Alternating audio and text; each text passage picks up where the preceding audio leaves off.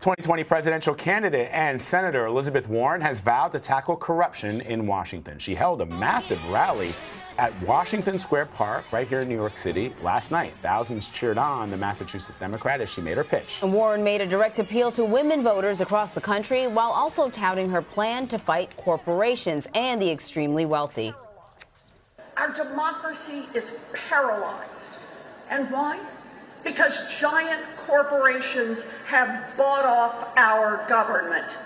Americans are killed by floods and fires in a rapidly warming planet. Why? Because huge fossil fuel corporations have bought off our government. Americans are killed with unthinkable speed and efficiency in our streets and our stores and our schools. Why? Because the gun industry has bought off our government. So for more on this, let us bring in CBSN political reporter Caitlin Huey-Burns. So Caitlin, you were at the rally yesterday. Yes. And it was quite a crowd. I mean, was. it seems to me, because we've talked about the crowds that she's able to draw, not just in New York, but elsewhere, that sort of that momentum and that energy that Bernie Sanders had during the last election, it seems like Elizabeth Warren has captured. Certainly. And it's good to point out that it wasn't just New York last night, because we've been to these rallies all over the place, and she is getting really big crowds. We got there around 4 o'clock last night. The event didn't start till 7, and people were already filling the park hours ahead of time. And I should note, she stayed for 4 hours afterwards to take selfies with people. That's become a kind of famous thing that she does now. So certainly what she was trying to argue last night was part of a broader pitch that she's trying to make to voters, which is kind of twofold. One, this anti-corruption message that Washington is working great for those at the top, not for everyday Americans, has been something she repeats often. She talked a lot about what she wants to do to reform lobbying, get lobbyists out of fundraising, for example, and some other measures. But what really struck me last night was her pitch that she's been trying to make over the past several weeks about electability, or at least alluding to it. And she told Democrats last night, look, don't choose someone that you're not passionate about, that you're not excited about, just because you're too scared. She said, I'm not scared. I know how to win. And so we've kind of heard that from her, and we're starting to hear that from her supporters.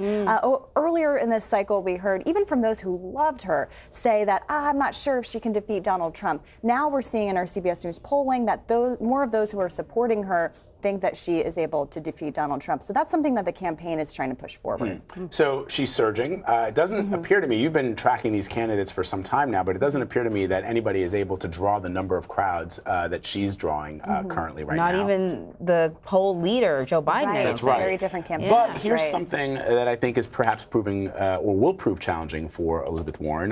The criticism that she's appealing to essentially white, affluent, college-educated voters. And in fact, a lot of her messaging, which is targeted at people who are not those individuals that would stand to benefit from some of her policies should she be elected, are not coming out for those rallies. Right. That's a really good point, and something that the Biden campaign is eager to point out about their own operation, which has a very diverse constituency. Now, he is the front runner in a lot of these polls, but when you look at a state like South Carolina, where he's polling way ahead of all of these other candidates, he has a really diverse coalition.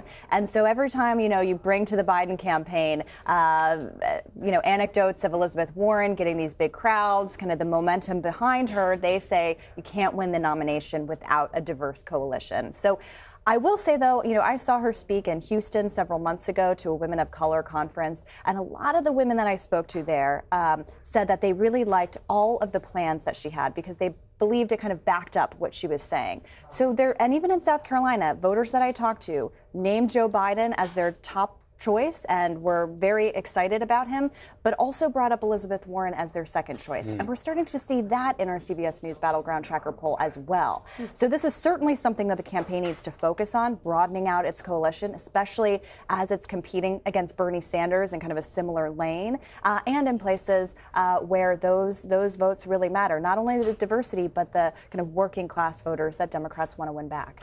So, okay, here's something that's a challenge for all of the candidates, right?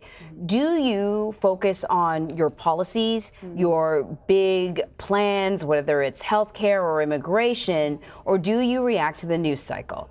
Because, you know, inevitably the president says or does something, and they are going to be asked for their opinion on it. And what happens when you do that is the president controls the political narrative. Right. But you can't ignore what he says. He's the president of the United States. So far, you know, the candidates have sort of taken different tacks at different times, different tactics at different times. What works better? Well, it's interesting because, you know, we know from talking to voters and in our polling that their top priority, at least as far as Democratic voters are concerned, is defeating Donald Trump. But Democrats are trying to figure out how much to talk about him. We saw in the last debate last week in Houston, Kamala Harris spoke directly to camera and went after Donald Trump. And that was different from her approach in past debates where she went after Biden. You have other Democrats who are kind of frustrated that people keep asking them about the news of the day, about Donald Trump, and they want to talk about things like healthcare and the economy and other items, climate change. But then you have the instance like the Kavanaugh controversy earlier this week, where you saw Democrats eager to respond to that and perhaps too quickly, given that there were corrections made to that reporting. So it's going to be something that they have to deal with over the next year, really, because Donald Trump, you know, takes up so much oxygen. Their base is really eager to defeat him, but they're also driven by certain issues. Really fascinating.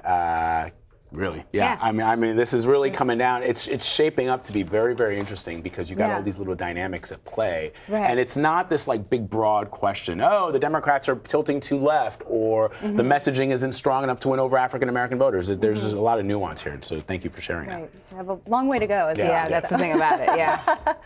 So coming up after.